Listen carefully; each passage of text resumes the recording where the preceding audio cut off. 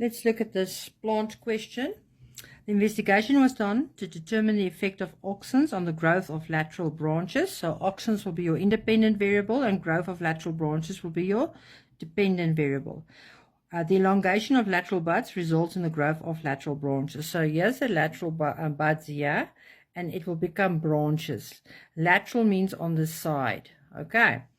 The procedure was as follows. 4 potted plants, A, B, C, D, of the same species were used. Plant A was left untreated. Yes, plant A, as you can see, still has its apical bud. Remember what the apical bud does? It secretes auxins, right? Position of the lateral bud, there it is. Apical bud of B was removed. Doesn't have anything there. Apical bud of C was removed and replaced with agar jelly. Now, they tell you what's agar jelly. It's a jelly-like substance through which other substances can diffuse. So it's a jelly-like thing, and any substance can diffuse through it into the stem. And then the apical bud of plant D was removed and replaced with agar jelly containing auxins. So this one here is agar jelly with auxins, right? The plants were exposed to the same environmental conditions. The length of the lateral buds of each plant was measured at the beginning of the investigation and again after 3 weeks. And the diagram below shows the setup of the investigation at the beginning. And then we've already looked at this. Results of the table below. So there's A, 7 at the beginning, 7.3. So it's a 0.3 millimeter growth. 6.9 at the beginning. Afterwards, after 3 weeks, 10.4, 3.5. I used the calculator. 7.2 to 10.3, that's a 3.1 millimeter growth. And then D was the least growth was there at 0.1. So the ones with the auxins, like D and A, has the least amount of growth. For this investigation, state the independent, that will be your auxins, not the effect. Please don't write effect. If you write effect of auxins, it's 0. Dependent variable, the growth of the lateral branches. Ne? Explain why all the plants were exposed to the same environmental conditions.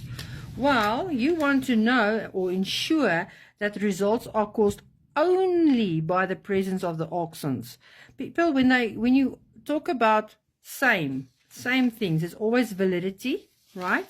So the same environmental conditions means the same water, the same amount of light, soil, all those things, and same species.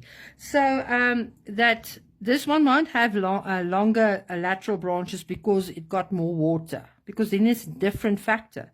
So to ensure validity, it must be the same environmental conditions. Always write when you see the same in a practical investigation, then you talk about validity. At least you get 1 mark.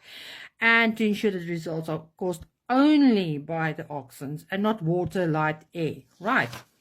Then this next question, explain why agar without auxins was used in plant C. Well, if you look at plant C, it's got the agar. But plant C's got agar, D, it's got agar with auxins. Now we want to know, does the agar have any effect on the growth of lateral branches as well? Because remember, it's agar and auxins. So it's sort of a control that you have here to see that, to compare with, to see that the agar, does it have an effect, or is this the results here only because of the auxins? Right. So what did they say? They said it just acts as a control to show the results of plant D, which is this one here, is caused by the presence of auxins and not the agar jelly. Right. And then 3.44, state a conclusion for this investigation. Well, the presence of auxins slows down the growth of lateral branches, or you can say the opposite. You can say the absence of auxins stimulate the growth of lateral branches, because that you can see in the results here. All right, and that's 2 marks. Remember, when they ask for a conclusion, you must give both variables, right? And you must give a relationship between the two. Okay, so the presence slows down, or the absence stimulates the growth of lateral branches, and then you get 2 or 0. Okay, so that is a plant question.